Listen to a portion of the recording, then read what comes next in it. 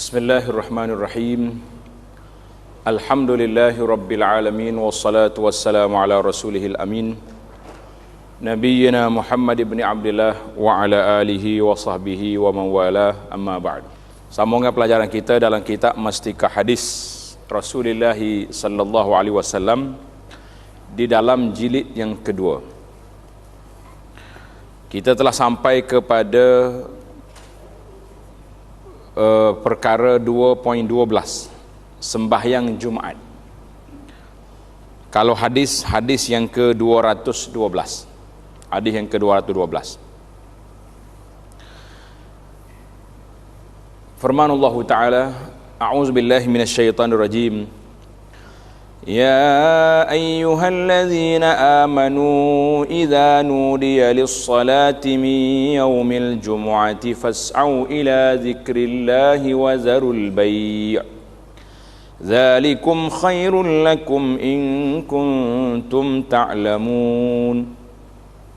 Fa idza qudiyatis salatu fantashiru fil ardi wabtaghu min fadlillah wazkurullaha katsiran la'allakum tuflihun. Wahai orang-orang yang beriman, apabila diseru, dipanggil azan, tanda itu azan, kalau zaman kita hari ini azan kedua, azan yang kedua. Zaman Nabi itu satu azan je. Jadi untuk mengerjakan solat pada hari Jumaat, hari itu kena betul. Kita kata hari Jumaat. Yang betulnya tengok dalam ayat tu. Dia ada baris depan, Jumu'ah, hari Jumu'ah. Kan dalam Quran kata yaumil Jumu'ah. Mengerjakan solat pada hari Jumu'ah. Tapi kalau sebut kat Melayu hari Jumu'ah ni kata hari apa pula tu? Hari Jumaat dah jadi. Maka segeralah kamu pergi ke masjid untuk mengingati Allah, yakni dengan mengerjakan salat Jumaat, dan tinggalkanlah berjual beli pada saat itu.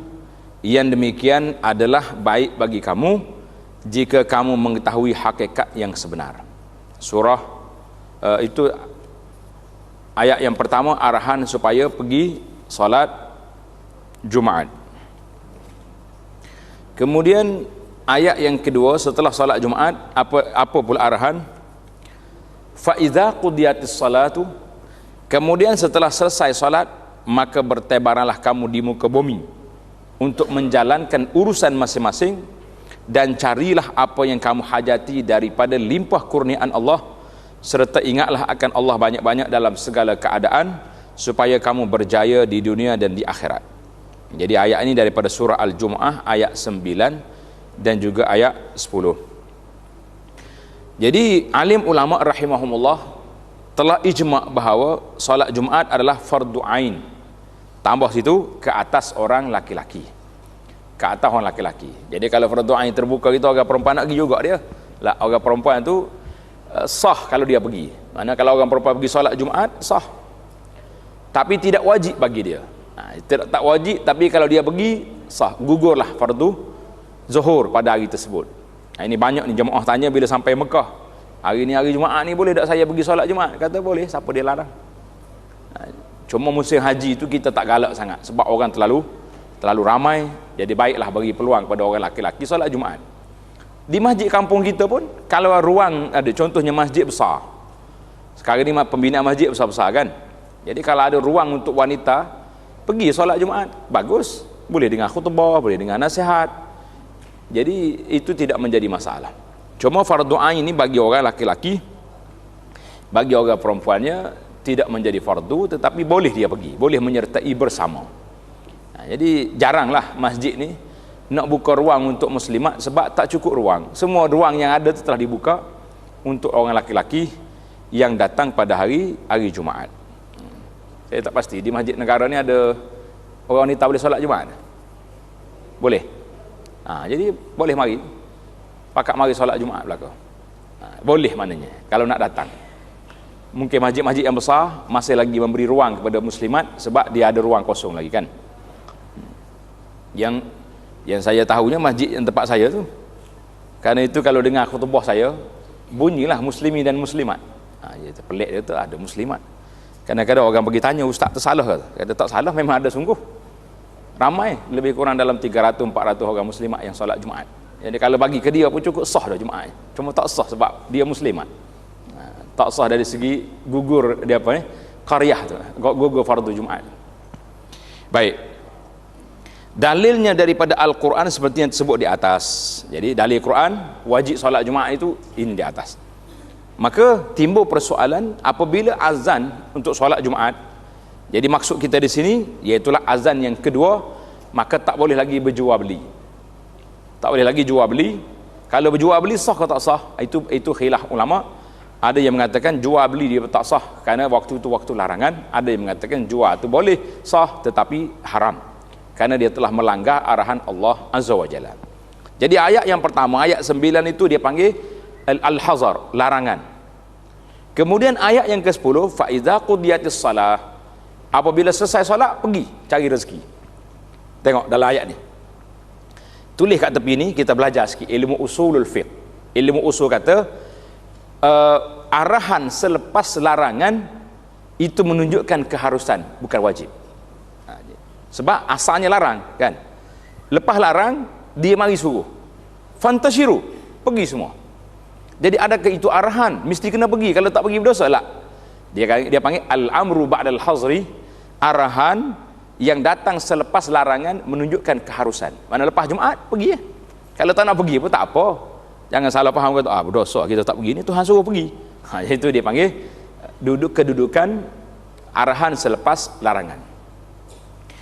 Kita berpindah kepada hadis yang ke-212.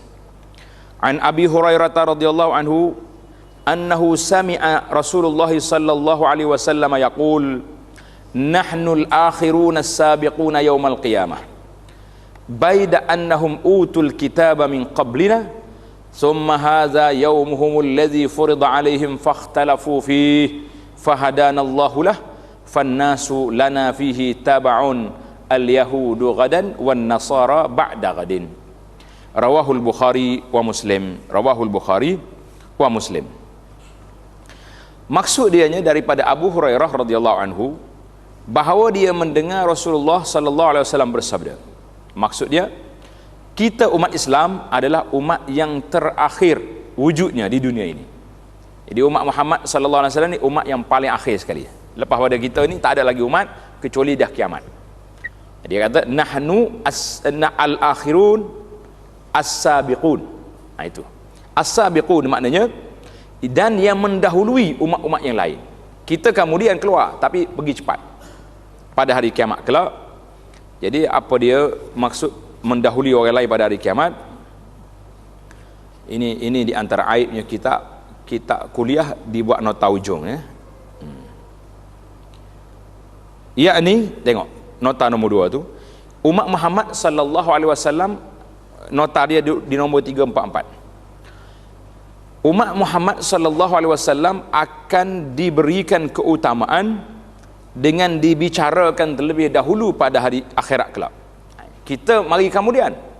Tapi waktu perbicaraan faslul qada di akhirat umat Muhammad dulu dibicarakan. Mana cepat. Kemudian barulah umat-umat yang lain sebagaimana yang diterangkan dalam hadis yang riwayat Muslim daripada Huzaifah radhiyallahu anhu. Maka itu dia panggil nahnu al-akhirun as-sabiqun. Kita mari lambat tapi keluar cepat. Ibarat hari ni, kalau ibarat simple yang mudahlah, kita naik kapal terbang, beli tiket yang duduk kat depan tu. Dia panggil business class ke apa, dia first class kan. Masuk lambat. Dekat-dekat nak terbang baru orang panggil masuk. Habis kapal terbang dah berhenti, dia turunnya langsir, orang belakang jangan duduk rempuh. Ni yang VIP ni keluar dulu. Jadi ibarat kita ni macam VIP dari sudut perjalanan. Kita keluar lambat ke dunia, tapi di akhirat kita cepat. Alhamdulillah, itu nikmat menjadi umat Muhammad sallallahu alaihi wasallam. Karena itulah hari Jumaat yang kita akan sebut nanti kita panggil hari selawat. Hari Jumaat namakan hari berselawat kepada Nabi sallallahu alaihi wasallam. Banyakkan hari dalam hadis yang akan datang. Jadi orang Yahudi sedang mereka yang diberikan kitab-kitab suci lebih dahulu daripada kita, Siapa dia? Yahudi dengan kitab Taurat, Nasara dengan kitab Injil. Selain itu, hari Jumaat ini ialah hari yang difardukan atas mereka membesarkannya. Asalnya hari Jumaat diberi kepada Yahudi dengan Nasara, lalu mereka enggan menurut perintah itu dan berselisih pada menentukannya, maka Allah memberi petunjuk kepada kita mengenainya. Alhamdulillah, jadi kita ambil hari Jumaat. Dengan yang demikian, umat manusia mengikut di belakang kita mengenai hari besar mingguan itu. Orang-orang Yahudi membesarkan hari Sabtu esok, dan orang Kristian membesarkan hari Ahad lusa. Hadis ini dalam Bukhari. Coba tengok dia punya nota kaki. Nota kaki nomor 1. Orang-orang Yahudi selalu bermegah-megah dengan hari Sabtunya. Orang Yahudi megah dengan hari Sabtu. Dan orang-orang Kristian dengan hari Ahadnya sebagai hari besar mingguan mereka. Oleh itu Allah Ta'ala dengan ayat-ayat suci yang tersebut menetapkan hari Jumaat sebagai hari besar mingguan bagi umat Muhammad sallallahu alaihi wasallam, serta memerintahkan mereka mengadakan satu Jumaat yang khas, satu solat yang khas menandakan kebesaran hari Jumaat, menggantikan solat zuhur, ganti solat zuhur. Cuma zaman kita hari ni nak buat macam mana? Mari penjajah, dia tepikan hari Jumaat, dia suruh kita sibuk juga dengan kerja-kerja, maka kita juga terpaksa kena ikut Yahudi dengan Kristian dalam bab bercuti, iaitulah hari Ahad, hari Sabtu dan hari Ahad. Maka yang pentingnya kita duduk depan, sebab kita duduk Jumaat, Yahudi Sabtu, Kristian Nasara hari Ahad. Baik. Diterangkan lagi dalam hadis yang berikut. Diterangkan dalam hadis ini, hadis yang kemudian ini, hadisnya panjang. Ruya anna Nabi an Jabir bin Abdullah radhiyallahu anhu qala khatabana Rasulullah sallallahu alaihi wasallam qala ayuhan nas tubu ila Allah qabla an tamutu wa badiru bil a'mali salihah qabla an tushghalu wasilu alladhi bainakum wa baina rabbikum bi kasrati zikrikum lah wa kasrati sadaqati fis sirri wal alaniyah turzaqu wa tunsaru wa tujbaru. Baik, ila akhiril hadis. Daripada Jabir radhiyallahu anhuma, Jabir bin Abdullah, dua-duanya sahabat. Dikatanya, diriwayatkan Nabi telah berucap, berkhutbah kepada kami dengan sabdanya, wahai umat Muhammad, wahai umat manusia yang beriman, bertaubatlah kepada Allah Ta'ala sebelum kamu mati, dan segerakanlah mengerjakan amal-amal yang soleh sebelum kamu diganggu oleh sakit, pening, dan keadaan tua ataupun uzur. Jadi kita nak beramal ni ketika kita sihat walafiat ni lah. Jangan tunggu uzur barulah nak cari ustaz, pergi cari imam kat masjid negara ni, minta lah imam tolong doakan saya sihat nak pergi masjid. Waktu sihat tak pergi. Jadi dah orang panggil dah terlepas masa. Jadi patutnya waktu sihat dia beramal. Hubungkanlah tali pertalian yang ada di antara kamu dengan Tuhan kamu dengan memperbanyakkan menyebut dan mengingatnya dalam segala keadaan, dan dengan memperbanyak bersedekah secara rahsia. Kita sedekah rahsia, jangan duduk bising-bising rahsia sedekah, ataupun terang-terang, tak salah, tengok keadaan. Ada kalanya sedekah ni perlu rahsia, ada kalanya perlu menzahirkan sedekah untuk nak menggalak orang lain tiru kita. Nescaya kamu akan diberi rezeki yang mewah makmur, dan akan ditolong beroleh kejayaan, serta akan disempurnakan kekurangan kamu. Dan selain itu ketahuilah, sesungguhnya Allah Ta'ala telah mewajibkan atas kamu mengerjakan solat Jumaat. Jadi hadis ni nak sini, ini tepat dia nya. Wa'lamu anna Allah qad iftarada alaikumul jumu'ah fi maqami hadha fi yaumi hadha fi syahri hadha min 'ami hadha ila yaumil qiyamah. Sesungguhnya Allah telah mewajibkan atas kamu mengerjakan solat Jumaat mulai daripada masa aku berdiri khutbah ini, pada hari ini, pada bulan ini, daripada tahun ini hingga hari kiamat.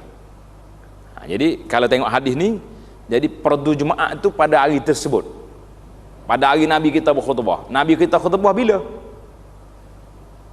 Di Madinah, selepas daripada hijrah. Ingat tak? Ni makcik-makcik kita, pakcik yang pergi ke Madinah ni, pergi ziarah Masjid Quba, pergi Depan Masjid Quba tu ada tak orang tunjuk Masjid Jumaat? Kita tak perasan? Tak apa ingat. Nanti saya bawa pergi sekali. Kita pergi, kita buat program umrah dan jejak sirah. Umrah dan jejak sirah. Mana kita pergi cari tengok, bukan nak tengok tempat sebagai baca sirah, insya-Allah. Baru puas hati. Kita duduk lama kat Madinah tu, baru puas hati. Jadi kalau tengok ke ayat hadis ni, maknanya fardu Jumaat tu ketika Nabi sedang berkhutbah di sini, di Madinah. Selepas duduk di Nabi sampai di Quba hari Isnin, bulan Rabiul Awal, Selasa, Rabu, Khamis. Hari Jumaat dia berjalan nak masuk ke Madinah, maka Nabi kita berhenti di satu tempat nama dia Wadi Ranauna. Tempat masjid Jumaat yang ada hari ni. Berhenti situ solat Jumaat. Jadi oleh itu, sesiapa yang meninggalkan solat Jumaat dalam masa aku hidup atau sudah aku wafat, sedang ia ada imamnya, ketua pemerintahannya yang adil atau zalim, dan perbuatan meninggal Jumaat itu bukan disebabkan uzur syar'i, tetapi ia kerana ia sengaja merengan-rengannya atau mengingkarinya, maka orang yang demikian semoga Allah Ta'ala menjadikan hidupnya porak-poranda dan tidak diberi berkat pada segala urusan. Ketahuilah orang itu juga tidak diterima salatnya, zakatnya, hajinya, puasanya dan apa jua perbuatan kebajikannya sehingga ia bertaubat, yakni tidak ada jalan baginya selain daripada bertaubat, kerana sesiapa yang bertaubat dengan sebenar-benar Allah menerima taubatnya. Jadi hadis ini riwayat Ibnu Majah. Kata di Tuan Syekh, sungguhnya hadis ini lemah, mana hadis ini dhaif. Jadi sebabnya ada beberapa fakta yang agak bermasalah. Jadi bilakah difardukan solat Jumaat? Adakah pada hari Nabi kita solat? Maknanya kalaulah fardu Jumaat itu Nabi kata sekarang difardukan, dia sudah solat, jadi macam mana dia solat dah belum difardukan? Jadi kerana itulah bila ulama berbincang tentang hadis ini dhaif, maknanya ada masalah dari sudut fakta. Jadi ada yang mengatakan fardu Jumaat itu telah difardukan di Mekah, cuma tak boleh laksanakan kerana tidak ada masjid, tempat yang boleh berkumpul. Jadi itu dipanggil perlu pada perbincangan. Jadi hadis ini lemah dari sudut sanadnya, cerita macam ni. Tetapi kandungannya sesuai dengan hadis sahih yang lalu yang menegaskan tentang wajibnya solat Jumaat. Jadi hadis yang lepas sudah ada, sudah jelas. Dan memberi amaran yang sekerah-kerahnya kepada orang-orang yang sengaja mencuaikannya, seperti yang diterangkan dalam hadis yang berikut. Hadis yang berikut. Sebab biasanya hadis Nabi SAW yang sahih ni jarang dia detailkan satu benda sedetail seperti macam ni. Sebab satulah di antara cara-cara sebuah buku yang ditulis nama dia Al-Manarul Munif. Al-Manarul Munif ni sudah diterjemah bahasa Melayu sekarang ni, mengenali hadis dhaif dan hadis-hadis yang palsu tu. Ada antaranya apabila dia punya bahasa tu pelik sikit, maka itu dipanggil cara mengenali. Tapi payahlah kita yang tak ada scan ni, macam mana kita nak kenal ulama-ulama hadis yang kenal? Kita hanya mengikut kritikan ataupun penjelasan yang mereka buat. Jadi kita tak ada autoriti untuk menjelaskan masalah ini. Nah, baik. Hadis ni sahih. Hadis 214 ni jelas kepada kita. An Abil Ja'd Ad-Damri radhiyallahu anhu anna Rasulullah sallallahu alaihi wasallam qala man taraka thalatha juma'in tahawunan taba Allahu ala qalbihi. Rawahu Abu Daud wa Ahmad. Maksud dianya, sesiapa yang meninggalkan solat Jumaat sebanyak 3 kali, tak pergi Jumaat 3 kali, dengan keadaan sengaja merengan-rengankan dan mencuaikannya. Kenapa tak pergi Jumaat? Saja sibuk. Apa jadi? Nasyai Allah akan meteraikan, copkan di atas hatinya, termasuk di kalangan orang-orang yang lalai, orang yang tak mengingati Allah Azza wa Jalla. Hadis ini riwayat Imam Ahmad dan juga Abu Daud. Sanadnya sahih, ada yang mengatakan sanadnya hasan. Demikian beratnya orang yang meninggalkan solat Jumaat sebanyak 3 kali dengan ketiadaan uzur yang dibenarkan oleh syarak. Ia dicap atas hatinya sebagai seorang yang dimurkai Allah dan buruk kesudahannya.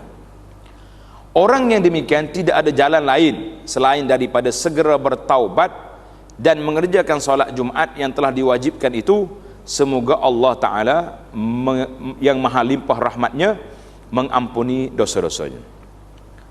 Jadi hak ni, ini di antara hadis ni yang menimbulkan sedikit masalah kepada sebahagian orang. Dia kata tak apa tak pergi solat Jumaat, jangan 3 kali je. Ini bahasa tak apa ni, siapa dia ajar ke dia? Yang tak sedapnya, ada orang Melayu ni pergi ajar ke tokek kilang ke apa, kita tokek kalau nak suruh orang tak pergi Jumaat jangan sampai 3 kali. Jadi tokek apa kata, awak 2 kali tak Jumaat, sekali je boleh tukar shift pergi Jumaat. Ini saya dapat maklumat daripada sebahagian daripada ikhwah kita yang bekerja di sebahagian kilang. Dia kata macam mana nak buat dia ni, yang fatwanya tokek dia, tokek bagi fatwa berdasarkan kepada penasihat dia, konsultan dia daripada orang Melayu yang bagi nasihat jangan tinggal 3 kali. Kita kata tinggal sekali sudah berdosa, 3 kali itu sudah cop, maknanya mati dah dia punya hati itu maksudnya. Jangan 3 kali itu khutimah taubat Allah Ta'ala cop atas hati dia, maknanya sekali sudah berdosa, 2 kali berdosa, yang ketiga itu tutup. Itu sudah berat dekis. Jangan kata 3 kali macam itu. Jadi sekali pun tak boleh tak pergi, kena pergi, kecuali dalam keadaan darurat yang berat, darurat yang qaswa, kita kata tak boleh dah. Jadi nak menilai darurat tu siapa yang boleh nilai? Maka kalau ada kes macam ni, pihak pekerja terpaksa kena rujuk ke pejabat mufti negeri masing-masing atau pejabat agama, minta mereka nilai, oh awak termasuk dalam darurat, jadi dibenarkan untuk tak pergi Jumaat minggu ni, minggu depan kena pergi. Jadi janganlah kita biarkan sewenang-wenangnya tokek-tokek kilang ni buat fatwa dia sendiri. Jadi yang penasihat dia pun tak betul juga. Itu masalah. Dijelaskan lagi dalam hadis yang berikut, An Tariq bin Shihab radhiyallahu anhu anin Nabi sallallahu alaihi wasallam qala al-jumu'atu haqqun wajibun ala kulli muslimin fi jama'atin illa arba'ah. Ini ada illa. Abdun mamluk awi mar'atun au sabiyun au marid, rawahu Abu Daud. Daripada Tariq bin Shihab radhiyallahu anhu daripada Nabi sallallahu alaihi wasallam, Nabi kita bersabda, solat Jumaat itu adalah suatu hak yang wajib, maknanya fardu ain, atas tiap-tiap seorang muslim, kecuali 4 golongan je yang tak wajib. Yang pertama, hamba abdi. Hamba abdi tak ada lagi sekarang, tak usah duk bincang lagi lah. InsyaAllah akan ada balik apabila mari jihad Islami yang benar-benar esok, akan ada balik. Jadi akan ada, jangan sekarang ni tak ada, tapi mengabdikan manusia ada. Tadilah yang nak pergi solat Jumaat tak boleh sebab kerja tak ada shift. Itu masalah. Yang kedua, perempuan. Orang perempuan tak wajib bagi dia pergi solat Jumaat, tetapi kalau dia pergi, sah ke tak sah? Sah dan gugur solat zuhur. Jadi ada orang tanya, oh, lepas solat Jumaat ni saya kena solat zuhur pula. Tak payah dah, cukuplah tu. Dia Jumaat tu sudah ganti daripada zuhur. Jadi kenapa kita nak solat 2 kali? Yang ketiga, kanak-kanak. Kanak-kanak belum balik tak wajib, tetapi kena suruh pergi. Kalau tak suruh pergi, biasa akhir kali besar pun tak nak pergi juga kan. Maka walaupun tak wajib, kita suruh dia pergi. Yang keempat, orang sakit. Orang sakit di mana? Tahap ya, sakit sungguh lah, sakit yang uzur nak pergi masjid. Tapi kalau sakit nak pergi solat Jumaat je sakitnya, pasal pagi boleh pergi, pasal malam pun boleh pergi, saya tak nak kata sakit macam mana lagu ni. Jadi sakit yang keuzuran, macam duduk di hospital dengan waya-wayanya, dengan alat-alat dia, bolehlah dia tak payah pergi Jumaat, gugur baginya fardu Jumaat, tapi dia wajib kena solat zuhur. Baru ni ada orang tanya, dia kata kalau dah gugur Jumaat, maknanya gugur lah hari tu. Tak, gugur pergi masjid solat Jumaat ya, zuhur tak gugur. Dia bagi orang yang macam orang perempuan, kalau dia pergi solat Jumaat, gugurlah bagi dia zuhur, sebab dia solat Jumaat. Orang yang sakit, dia tak pergi solat Jumaat, tapi dia wajib solat zuhur. Itu kena tengok. Jadi hadis ni riwayat Abu Daud dengan sanad, Tuan Syekh kata sanadnya hasan. Menurut huraian ahlu hadis, hadis ini hadis mursal. Kena belajar ilmu hadis ni. Kalau kita buat daurah hadis, nak pergi tak? Nak belajar? Kena belajar tu. Payah. Kita bukan nak suruh jadi ulama hadis, kita nak suruh memahami istilah. Alhamdulillah saya ucap terima kasih kepada sahibus samahah Datuk Mufti wilayah kita ni. Dia dah keluar dalam pejabat fatwa mufti, pejabat mufti wilayah, dia dah keluar, dia panggil irsyad hadis.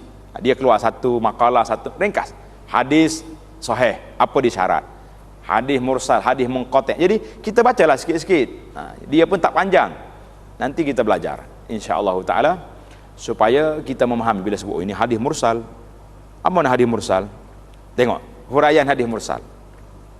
Kerana rawi dia tu Tariq bin Syihab. Tengok dalam hadis tu, tidak menerima hadis ini daripada Nabi sallallahu alaihi wasallam sendiri, tetapi daripada seorang sahabat Nabi yang lain yang tidak disebutkan. Jadi Tariq ni bukan sahabat. Kalau dia bukan sahabat, kenapa dia kata anin Nabi? Dia tak jumpa Nabi. Maka tentulah ada seorang lagi di tengah dia, di antara dia dengan Nabi mesti ada sahabat. Jadi oleh kerana gugur sahabat, maka dipanggil hadis itu mursal. Makna hadis yang dihantar terus ke Nabi, sedangkan ada satu lagi rawi di tengah tak sampai. Rawi di tengah tak sampai. Contoh yang senanglah, kita duduk di sini, di Masjid Negara. Kita tak jumpa dengan imam besar, kan? Kita kata imam besar Masjid Negara kata, kan? Kita tak jumpa dengan dia. Yang kita dengarnya imam tak besar, imam 2, imam 3 yang bagi tahu. Tapi kita tak bagi tahu. Kita direct terus. Itu dipanggil mursal. Sebab gugur seorang tengah tu. Ada banyak lagi hadis munqati', hadis mu'dal, yang gugur di tengah macam mana riwayat, yang gugur di akhir macam mana dia punya istilah. Semua tu istilah-istilah ilmu hadis. Ilmu hadis ni seronok kalau kita belajar sebab kita boleh memahami dia punya istilah. Jadi kata dia hadis ini mursal sebab Tariq tak jumpa dengan Nabi, tetapi daripada seorang sahabat, tapi dia tak sebut siapa sahabat itu. Demikian hadis ini menjadi dalil kerana ia mursal sahabi, diriwayatkan oleh seorang dari sahabat. Hadis ini selain daripada menerangkan tentang wajibnya solat Jumaat dengan berjamaah, menerangkan juga tentang orang yang diwajibkan mengerjakannya ialah kaum lelaki sahaja. Manakala kaum perempuan, kanak-kanak, hamba sahaya dan orang sakit tidak diwajibkan, tetapi mereka boleh mengerjakannya dan mendapat pahala. Pergi solat Jumaat boleh, dapat pahala solat Jumaat, alhamdulillah. Itu tentang kelebihan Jumaat. Jadi kita akan pergi pula kepada syarat-syarat wajib Jumaat. Kalau kita nak bincang panjang tentang fadail Jumaat ini panjang, jadi kita ambil yang ringkas je lah, mengikut kitab kita ada kan. Syarat-syarat wajib Jumaat menurut huraian ulama rahimahumullah, syarat-syarat wajib Jumaat itu ialah yang pertama Islam, yang kedua lelaki. Jadi orang perempuan tak boleh dikira. Contohnya dalam kampung kita ni mazhab Syafi'i kata nak solat Jumaat 40 orang, yang laki-laki ada 37 je. Jadi kita pinjamlah cari ustazah 3 orang bawa pergi. Dia tak masuk kira-kira. Merdeka maknanya hamba tak masuk. Tadi hadis tadi kan, hadis Tariq tadi kata hamba tak masuk. Baligh maknanya orang yang sudah baligh. Yang ketiga, yang keberapa? Yang kelima berakal. Mana orang yang tak sempurna akal dia tak kira. Yang keempat sehat, yakni ketiadaan uzur, dan tinggal menetap bermukim di tempatnya. Itu berbeza. Ada solat Jumaat ni dia nak mukim. Mukim mana orang dalam kampung tu, baru dia kira bilangan. Tapi orang kampung lain tak boleh nak kira, tak boleh nak kira. Berapa syarat kita ada? Islam, lelaki, merdeka, baligh, berakal, sehat, tinggal tetap. Jadi ada 6 syarat yang kita, syarat ni boleh dipanjangkan lagi, tapi memadailah. Sebab kita pun bukan kita nak detail, cuma kita nak tahu secara ringkas. Syarat-syarat sah Jumaat, apa dia syarat sah? Tadi syarat wajib, beza. Syarat wajib mana orang ni wajib pergi Jumaat. Jadi kalau tak cukup syarat, tak wajib. Seperti sakit tak wajib Jumaat lah, kerana dia sakit kan. Orang musafir, wajib tak wajib bagi dia Jumaat? Tak wajib, sebab dia musafir, dia tidak mukim. Tapi kalau dia pergi Jumaat, sah. Itu maksud. Sekarang ni kita berpindah kepada syarat-syarat sah solat Jumaat. Kena beza syarat wajib, syarat sah. Macam kita nak solat juga, syarat wajib sama juga orang Islam orang tadi. Tapi syarat sah dia lain pula. Syarat-syarat sah solat Jumaat pula ialah yang pertama tempat mengerjakannya. Kita nak solat Jumaat di mana? Di perkampungan sidang jamaah tinggal menetap. Sama ada di bandar ataupun di desa. Mana ahli qaryah tu kena pilih nak solat Jumaat. Yang kedua, syarat dia dikerjakan dengan berjamaah. Dikerjakan dengan berjamaah, tak boleh buat seorang-seorang. Jamaah banyak amat ramai mana? Sekurang-kurangnya 40 orang. Daripada orang yang tinggal menetap di situ. Tengok nota nombor 10. Nota kaki nombor 10 tu sekurangnya 10 orang ni. Nombor 10 dia kata apa? Masalah ini masalah khilafiyah, maknanya ada berbeza pandangan ulama. Kerana ada keterangan yang menunjukkan bilangan 40 orang dan ada pula yang menunjukkan kurang daripada itu. Mazhab Syafi'i memilih keterangan yang menunjukkan bilangan kurang daripada bilangan sekurang-kurangnya 40 orang. Jadi Tuan Syekh kata benda ni benda khilaf. Artinya masih boleh dibincangkan. Nak dengar khilaf tak? Nak dengar? Tulis cepat-cepat.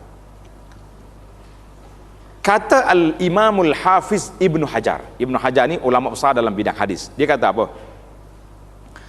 Jumlah pandangan ulama dalam masalah bilangan Jumaat ini ada 15 pandangan. Kita dengar 15 ni letih. Yang pertama sekali, Ibnu Hazim mengatakan seorang pun boleh maya Jumaat. Sudah. Maya kat rumah kita. Yang kedua kata isnan. 2 orang boleh. Seorang imam, seorang makmum. Ini pandangan Nakhai dan Ahlul Zahir Al-Hasan bin Hayy. Yang ketiga, isnani ma'al imam. Jadi 2 orang makmum, seorang imam. Ini pandangan Imam Abu Yusuf dengan Muhammad bin Hasan. Pandangan Abu Hanifah kata 4 orang. 3 makmum, 1 imam. Pandangan yang kelima 7 orang. Ini pendapat Ikrimah. Pandangan yang keenam 9 orang. Ini pendapat Rabi'ah. Pandangan yang ketujuh 12 orang. Jadi riwayat daripada Rabi'ah juga. Pandangan yang ke-8 sama juga. Pandangan 12 orang lain daripada imam. Maknanya 13 lah. 12 makmum, seorang imam. Ini Ishaq bin Rahawayhah. Pandangan yang ke-9 20 orang. Riwayat Ibnu Habib daripada Malik. Ada yang mengatakan 30 orang. 30. Pandangan yang ke-11 40 orang. Ini pandangan hak kita pakai ni. Mazhab Syafi'i 40 orang. Pandangan yang ke-12 40 tak masuk imam. Maknanya di 41 orang. Ini pandangan Umar bin Abdul Aziz. Pandangan yang ke-13 50 orang. Pandangan yang ke-14 Samanun 80 orang. Ini pandangan Al-Maziri. Pandangan yang ke-15 jam'un katsirun bighairi qaidin, kira bilangan yang ramai tanpa bilangan yang tetap. Mana kalau kita tengok 30 orang dah ramai dah. Kira ramai tu. Ahli kampung, tak ada orang lain dah. Ini pun sah juga. Jadi Al-Imam Ibn Hajar kata rajjahal Hafidh Ibn Hajar al-qaul al-akhir. Ibn Hajar kata pandangan yang ke-15 itulah yang baiknya. Kita nak ramai orang tapi tak ada orang, maka boleh dia buat sedemikian. Jadi kita di sini kena ikut fatwa kita lah, fatwa mazhab Syafi'i yang mengatakan 40 orang. Cuma ada seorang ulama besar dalam fiqh Syafi'i ini juga lain daripada Ibn Hajar, nama dia Imam As-Suyuti. Imam As-Suyuti dalam kitab dia Al-Hawilil Fatawi memilih pandangan ini juga. Pandangan yang ke-15 tadi, yang mengatakan bilangan yang ramai itu okey dah, boleh terima dah. Mungkin untuk perbincangan lah. Saya tengok ada kawan-kawan kita yang mengajar di Sabah dengan Sarawak di pendalaman. Dia kata saya ni sudah beberapa tahun tak solat Jumaat, kecuali bila balik kampung. Kenapa? Tak cukup bilangan. Tak cukup. Berapa orang lagi tak cukup? Kadang-kadang tak cukup 5 orang nak daripada 40. Boleh jadi kalau keadaan darurat macam ni, bolehlah rujuk kepada majlis fatwa. Mungkin mereka boleh pilih pandangan yang ke-15 tadi, boleh solat Jumaat. Sebab bertahu-tahu tak solat Jumaat, sebab tak cukup orang. Nak keluar ke masjid lain jauh, di pendalaman. Kena pasal kena naik perahu, jumpa bujang senang lah, apa benda lagi kat tengah jalan tu macam-macam lagi cerita. Itu ya. Kalau kita pergi tempat Syiah, Syiah tak ada solat Jumaat. Dia tak solat Jumaat buat Syiah.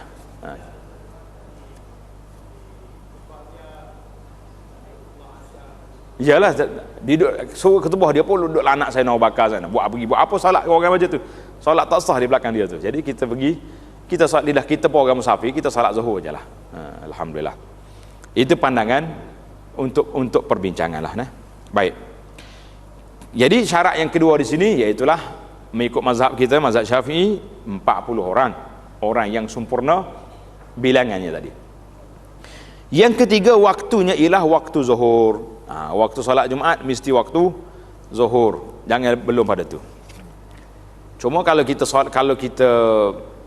macam tempat kita ni azan 2 kali kan, bolehlah kalau kita nak azan awal sikit, azan yang pertama tu sebelum masuk waktu, untuk nak beritahu kepada orang, tak ada masalah. Tapi tempat yang menjadi amalan di sini masuk waktu baru azan, walaupun azan yang pertama. Tapi nak solat mesti dalam waktu. Yang keempat, jangan ada kumpulan lain mengadakan solat Jumaat di kampung yang sama kecuali ada sebab yang dibenarkan oleh syarak. Jadi satu kampung tak boleh 2 Jumaat, 1 Jumaat, kecuali dibenarkan oleh syarak. Kadang-kadang kampung tu dekat-dekat, ini qaryah lain, ini qaryah lain, orang pun ramai, jadi dia qaryah dia boleh buat Jumaat, qaryah kita boleh buat Jumaat apabila syarat dia memenuhi. Yang kelima adalah membaca 2 khutbah. Membaca ke tak baca pun tak apa, yang penting menyampaikan 2 khutbah sebelum solat Jumaat. Jadi sebelum solat Jumaat kita kena baca 2 khutbah seperti yang telah kita belajar hari ini. Habislah kita tentang syarat-syarat sah Jumaat. Ada 5 syarat. Khutbah Jumaat. Khutbah Jumaat menjadi salah satu syarat yang mengesahkan solat Jumaat. Jadi kalau khutbah tak ada, tak sah Jumaat. Dan mempunyai tujuan yang besar, iaitu memberi nasihat pengajaran kepada umat Islam yang sedang berhimpun pada hari yang mulia itu, mengenai soal-soal agama dan juga soal-soal hidup untuk mencapai kejayaan di dunia ini dan kebahagiaan yang kekal di akhirat kelak.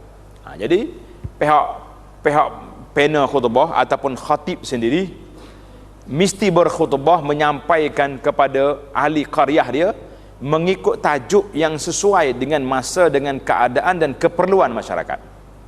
Tengok, jadi kalau kita kata musim ni musim apa, dekat nak Ramadan, kita kena ajar tentang syarat-syarat puasa.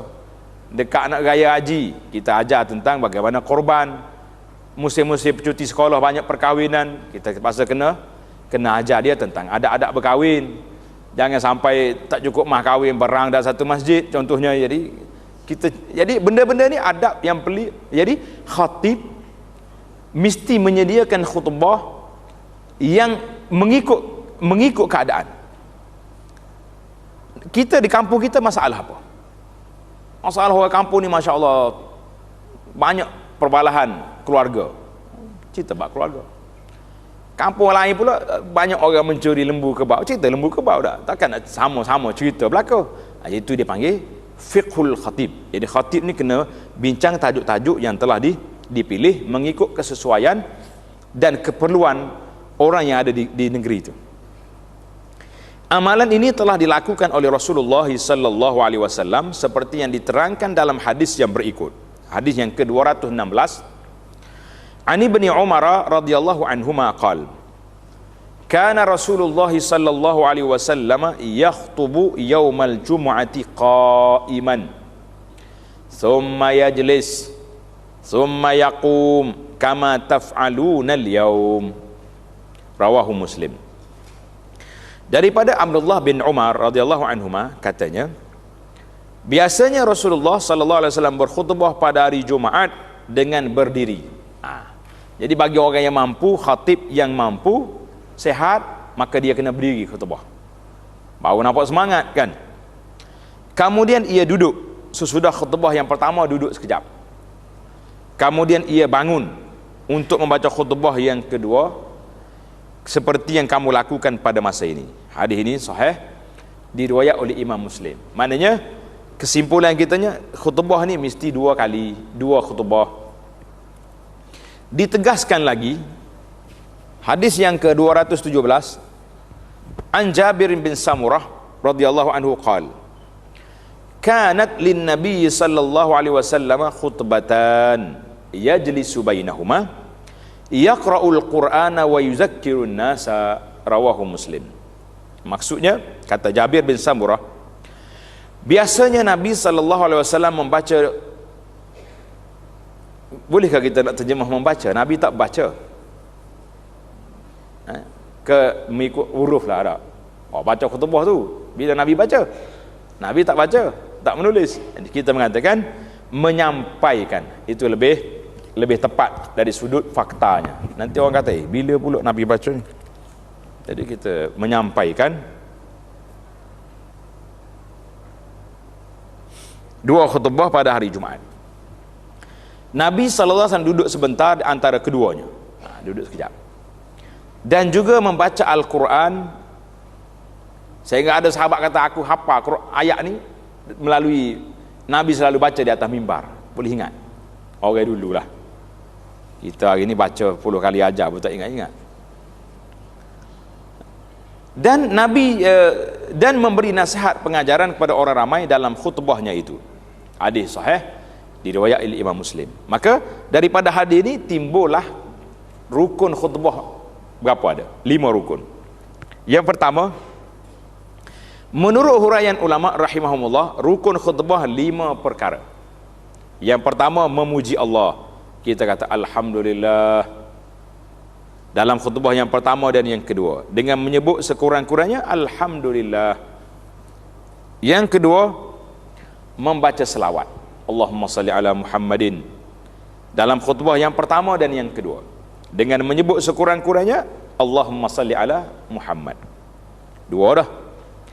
Yang ketiga, berwasiat dengan takwa dalam khutbah yang pertama dan yang kedua, dengan menyebut ya ibadallah ittaqullah. Habis. Ataupun ati'ullah. Sudah tu.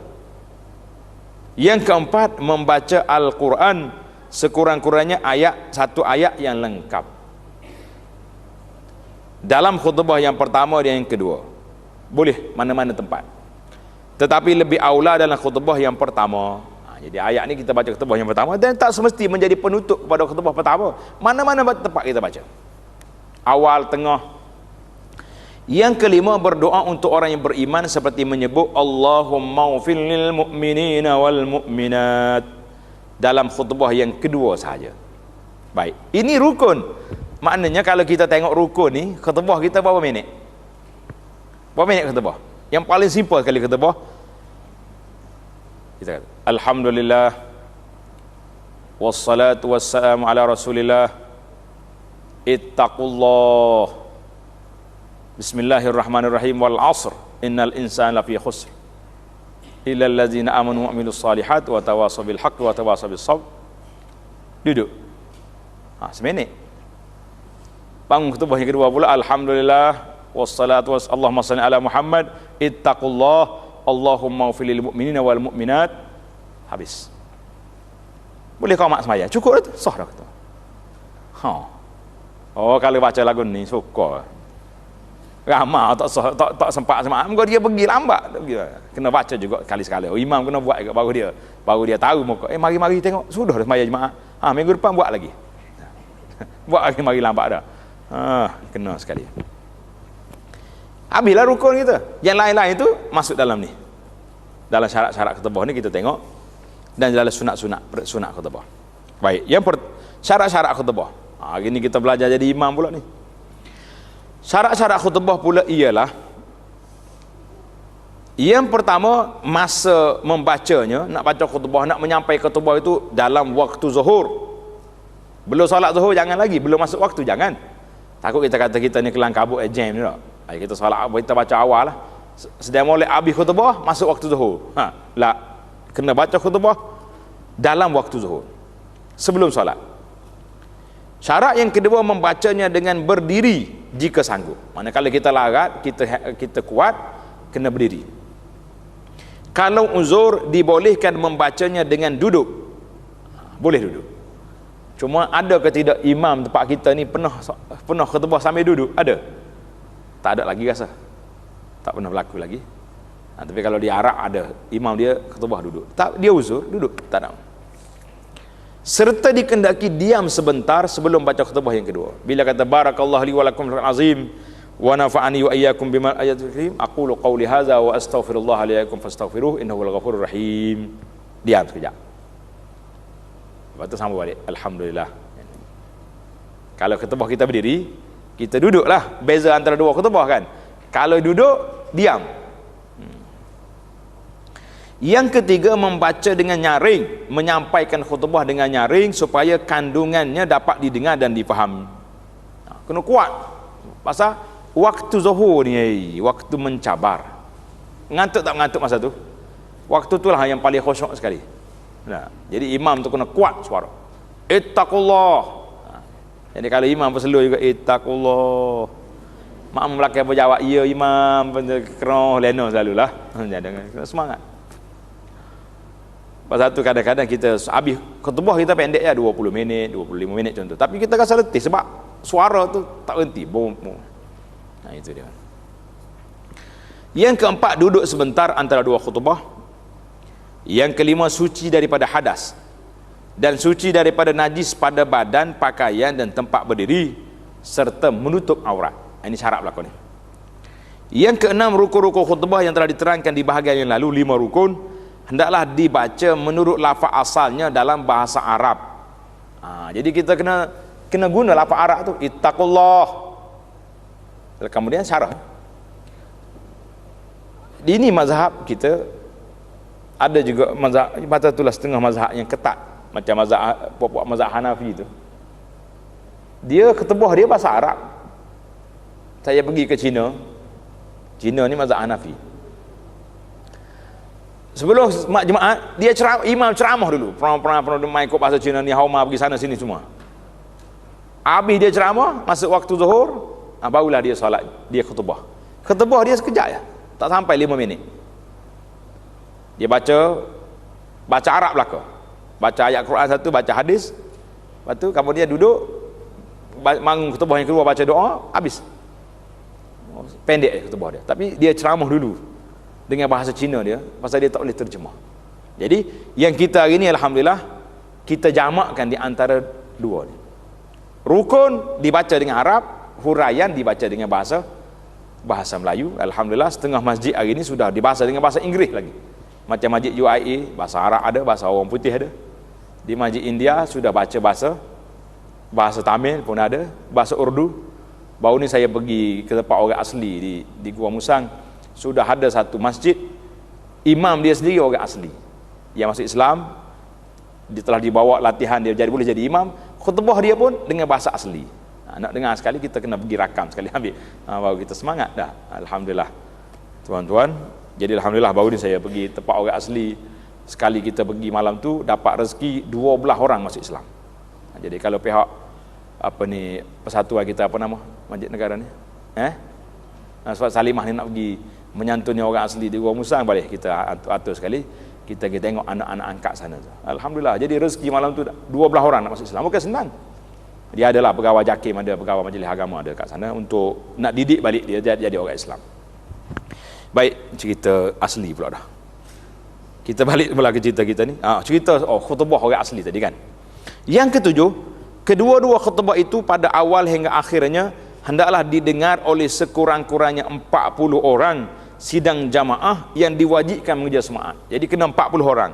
Jadi cukup 40, hak mari kamu dia tu tak kira dah. Hak duduk atas motosikal bawah pokok itu biar ke dia lah. Nak kata macam mana? Mazhab dia dah pergi solat jemaah atas motor.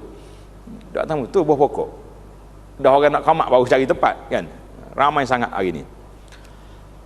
Saya ingat zaman saya kecil dulu, Allah irham bapak saya selalu cerita. Dia kata zaman dulu dekat nak masuk waktu zuhur, imam kena panggil nama seorang-seorang. Sebab tak cukup 40 ni. Memang penduduk masa tu kampung sikit orang, tak ramai macam kita sekarang ni. Panggil seorang-seorang. Salah seorang nama yang saya ingat lagi, nama makmum tu, nama dia Sodo bin Kerto. Sodo bin Kerto ada, dia kata. Dia bakal jadi orang Jawa dia. Tapi duduk di pendalaman di Kelantan. Allah yang ghafir, Allah Taala lah yang keampunan kepada mereka semua. Dia kena panggil nama. Pasal tak cukup 40 tak boleh start. Tak cukup seorang. Di mana ni? Duduk di sawah, pergi panggil, angkat buat balik masjid. Nak secukup ni. Jangan main. Yang ketiga, yang ke-8, mualat, maknanya berturut-turut, yakni antara dua khutbah yang pertama dengan yang kedua tu mesti berturut-turut.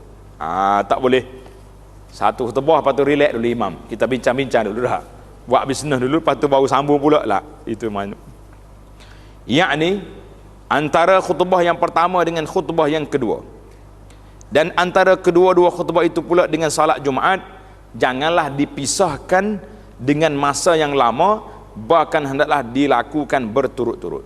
Tak lama lah kita habis khutbah nak turun mimbar, nak pergi ke muazzin iqamat, itu sekejap ya tu masa tempoh, tak lama sangat.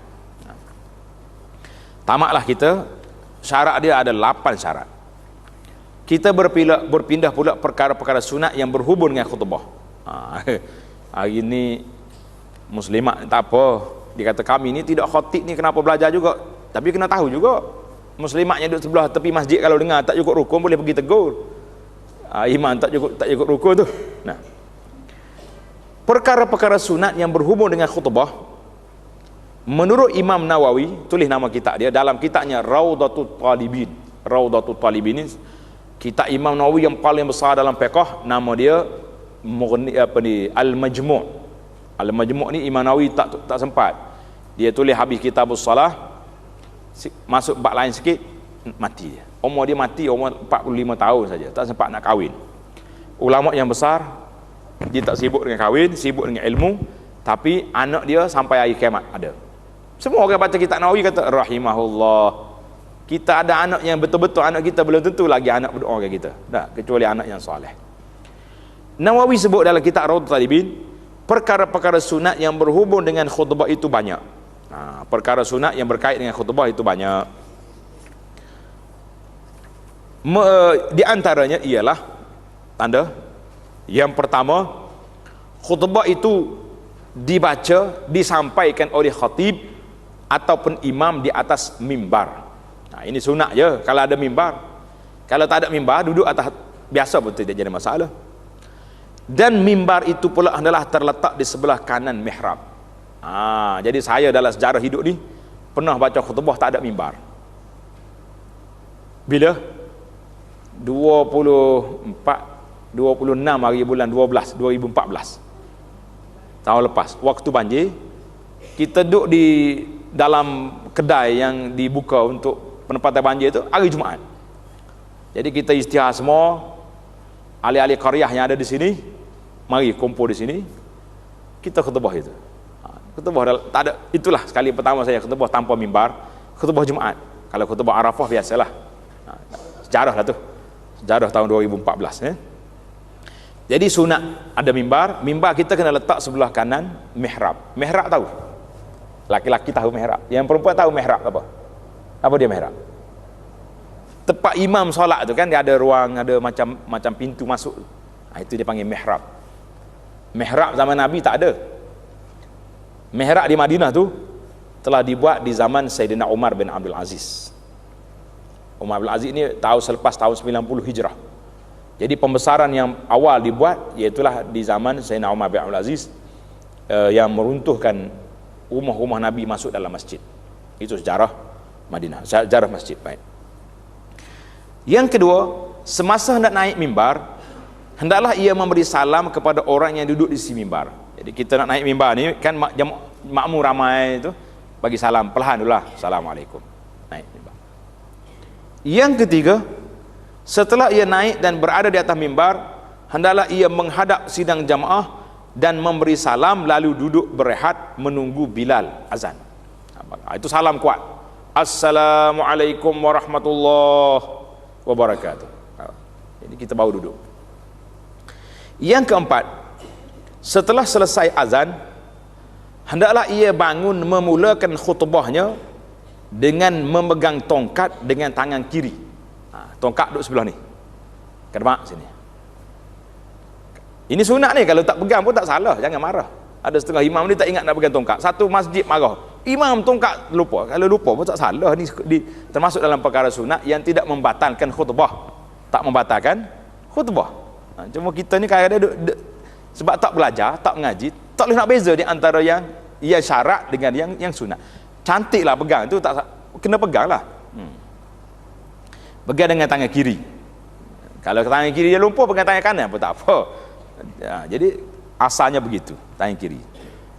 Alhamdulillah saya suka tangan kiri sebab lutut saya sakit. Jadi sambil kita pegang tongkat tu, memang kita berhajat kepada tongkat untuk bertongkat dengan dia.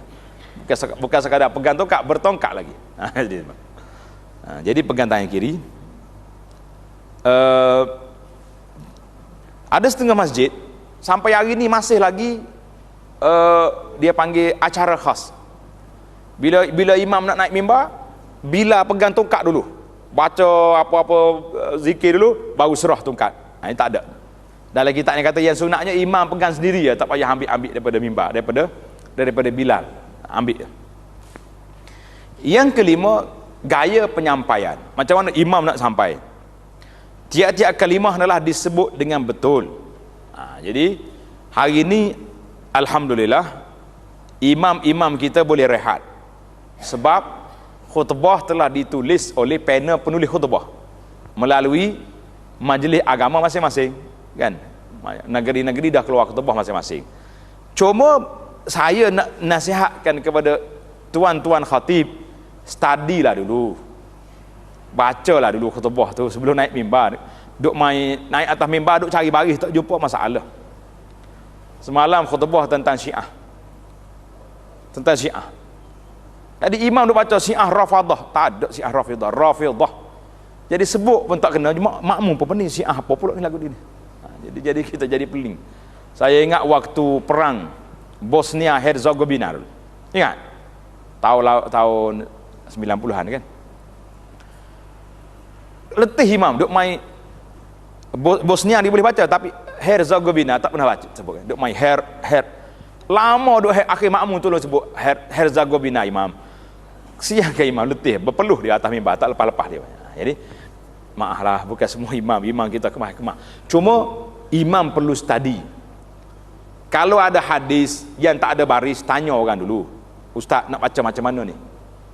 Bila makmum dengar salah, hilang kredibiliti imam, akan jatuh di mata pendengar. Sekarang ni pendengar orang hebat-hebat, lebih-lebih lagi kita duduk di bandar-bandar macam ni, yang depan kita ni ada pensyarah, ada yang orang hebat-hebat. Jadi kita baca biar nampak kita tu ada kajian sedikit. Ia bacalah dengan betul, jelas dan terang. Ia dikehendaki memilih susunan kata yang indah dan menarik serta mudah faham, supaya apa yang disampaikan itu meresap masuk ke hati pendengarnya dan berkesan. Jadi bila dengar, orang dengar bahasa pun seronok dengar, kan, sedap. Jadi kita menarik. Perkataan-perkataan yang sukar difaham atau yang kesat dan menyinggung perasaan hendaklah dijauhi. Jangan guna bahasa-bahasa yang tak sopan atas mimbar, jangan. Jadi ada setengah orang ni macam jekoh orang atas mimbar, lah, itu tidak etika. Etika khatib biar ada etika. Jadi cara penyampaian ini memang perlu sangatlah. Sebab jemaah ada sebahagian jemaah tak pijak masjid kecuali hari Jumaat dia. Ada juga yang pergi masjid tak dengar kuliah, ada juga. Pergi masjid, lepas solat maghrib bunyi motosikal keluar pergi, tak pergi mana tak tahulah. Paling tinggi darjat pun nak pergi tengok berita perdana. Patut apa dia nak buat dengan berita tu. Jadi hari Jumaat inilah hari peluang kita nak beri nasihat, nak beri tazkirah kepada mereka. Maka imam carilah benda-benda yang berkait dengan hidup masyarakat, sampaikan khutbah dengan cara yang jelas. Yang keenam, khutbah itu biarlah sederhana panjangnya, jangan terlalu panjang. Jangan terlalu panjang sampai khutbah sampai 1 jam. Jadi orang ada kerja, orang ada masyarakat. Mungkin orang tua tak larat duduk lama, mungkin orang yang tak yang masalah dengan tandas. Jadi kita beri sederhana, sekitar 20 minit Kalau sampai 5 minit baca rukun tadi pun berat juga dah. Bila kita nak nasihat dengan jemaahnya? Biarlah satu tajuk yang daripada definisinya, isi kandungan dan kesimpulan, bolehlah dalam masa 20 minit insya-Allah boleh faham.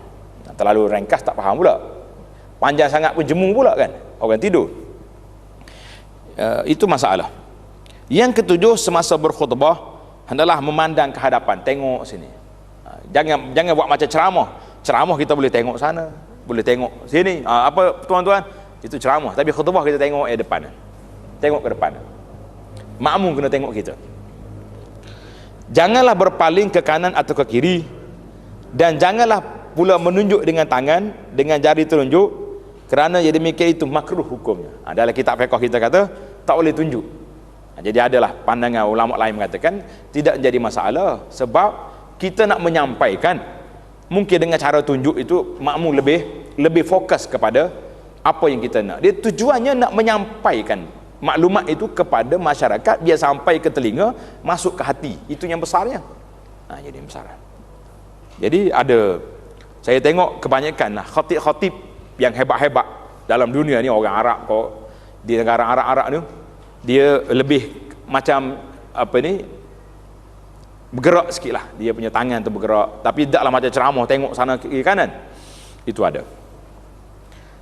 Yang ke makruh juga hukumnya, ini kata Imam Nawawi, makruh juga hukumnya memuji-muji dengan berlebihan semasa doa untuk ulil amri, doa kepada raja dan pemimpin-pemimpin Islam yang memegang kuasa. Jangan puji lebih-lebih. Jadi makruh, jangan kita puji lebih daripada yang sepatutnya.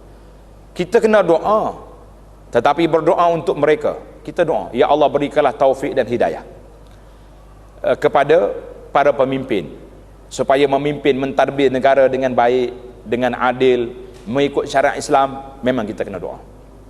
Sebab kata Imam Ahmad, masyhur daripada Imam Ahmad dan beberapa imam yang lain, mengatakan kalau aku ada doa yang mustajab, aku akan doakan kepada pemimpin. Sebab apa? Kalau pemimpin baik, negara aman, rakyat jadi baik. Itu dia, itu bang. Tapi yang dilarang di sini memuji-muji. Kadang-kadang kita nak terlebih sangat, ya. Jadi berhati-hatilah. Pihak panel penulis khutbah ambil kira lah benda-benda ni, jangan sampai kita nampak puji lebih-lebih daripada yang sepatutnya. Tapi berdoa semoga mereka sentiasa mendapat hidayah, petunjuk, dan berada pada jalan yang diredai oleh Allah Ta'ala. Tidaklah makruh, bahkan baik dilakukan. Imam Nawawi kata baik kita doakan untuk mereka, sebab kalau baik pemimpin, negara akan baik, rakyat akan jadi aman, insya-Allah. Yang ke-8, sidang jemaah hendaklah mendengar khutbah dengan sepenuh hatinya. Dengar sepenuh hati, ya. Jadi ada sekarang ni jemaah tanya, kalau tulis isi khutbah boleh tak? Tulis, catat. Ataupun catat tu termasuk dalam tidak mendengar khutbah. Itu masalah. Tengok, mereka dilarang melakukan sesuatu yang melalaikan semasa khutbah, khatib sedang baca khutbah, yang melalaikan, duk main WhatsApp, dak buka telefon, duk jawab tengah khutbah ni. Lepas Jumaat ni kita makan kat mana-mana. Itu lara nama dia lagu tu. Sama ada dengan bercakap sama orang yang duduk di berdekatan, atau dengan melakukan perkara lain. Tulis perkara lain itu seperti bermain-main dengan WhatsApp, main dengan handphone. Tu kita kena hurai dah. Mazhab ni tak ada zaman penulis ni, zaman kita hari ni baru ada mazhab main telefon ni. Kerana yang demikian itu adalah perbuatan yang sia-sia dan merusakkan kesempurnaan Jumaat. Jadi timbul soalan hari ni, orang tanya tentang mencatat isi kandungan khutbah. Adakah termasuk dalam bermain-main? Jadi kalau kita tengok dalam nas ni kata melarang sesuatu yang melalaikan. Tapi kalau kita tulis, kita tak lalai, kita lebih tumpu lagi kepada khutbah, sebab kita nak tulis, nak catat. Cuma supaya tak nampak kita tu macam duk bermain, beli alat ni lah senang, alat rakaman, rakam je, tak situ. Atau berbuka handphone kita ni, ada alat masing-masing, ambil dia punya rakaman, letak ittaqullah, sudah balik rumah nanti kita tulis. Itu lebih baik, lebih selamat daripada duduk macam ni. Ada juga sebahagian masjid orang duduk khutbah dia duduk kutip derma. Ini pun masalah. Ini tak masuk dalam khutbah ni, tak masuk dalam mendengar khutbah. Ini dalam perkara lain, asing daripada khutbah, maka kita mengatakan hentilah perbuatan tersebut, tumpukanlah kepada khutbah. Kutip derma, kita boleh letak tabung di masjid, tak tabung sini, tabung masjid. Siapa nak bagi, bismillah. Ini ada setengah pengutip derma ni, dia pegang dia punya raga dia tu, duduk depan muka kita. Jadi kalau lagi kita tak bagi, dia tunggu. Ini ihraj. Ada orang tak bawa duit, macam mana nak bagi? Takkan nak letak keluar cincin ambil bola tu, buka jam dia tak nak suruh dia pergi. Itu kita jangan ihraj, jangan menyusahkan orang. Pasal itulah bagi saya, kalau guna tabungnya berjalan sendiri tu, tolak, dia tak nak bagi, dia tolak je. Tapi kalau duduk tunggu sini agak menyusahkan. Ihraj, bahasa Arab kata ihraj. Yang kesembilan, khatib dikendaki mengakhiri khutbah yang pertama dengan beristighfar bagi dirinya, dan sidang jamaah dengan menyebut astaghfirullah li wa lakum fastaghfiruh. Lalu duduk antara dua khutbah sekadar dapat membaca surah Al-Ikhlas. Maksudnya dalam antara dua khutbah tu kita doa, iaitulah surah Qul Huwallahu Ahad hingga akhirnya. Jadi di sini untuk perhatian para jamaah, tempat yang mustajab doa ni hari Jumaat, di antara tempat yang disebut iaitulah tempat di antara imam naik mimbar sehingga solat. Jadi waktu imam khutbah kita tak boleh nak bercakap, tak boleh nak berdoa. Waktu solat pun tak bolehlah dalam solat tu. Jadi waktu yang kita boleh berdoa ketika mana? Di antara dua khutbah. Jadi ambil peluang. Apa dia masalah kita hari ni? Contohnya ada berlaku keluarga kita sakit. Fokus je sebab masa terpendek. Bila imam duduk, doa selalu. Alhamdulillah, wassalatu wassalamu Rasulullah. Ya Allah, Allahumma shfi maridi. Ya Allah, sembuhkanlah penyakit siapa dia yang kita sayang. Kita nak fokus tertajuk. Cukup.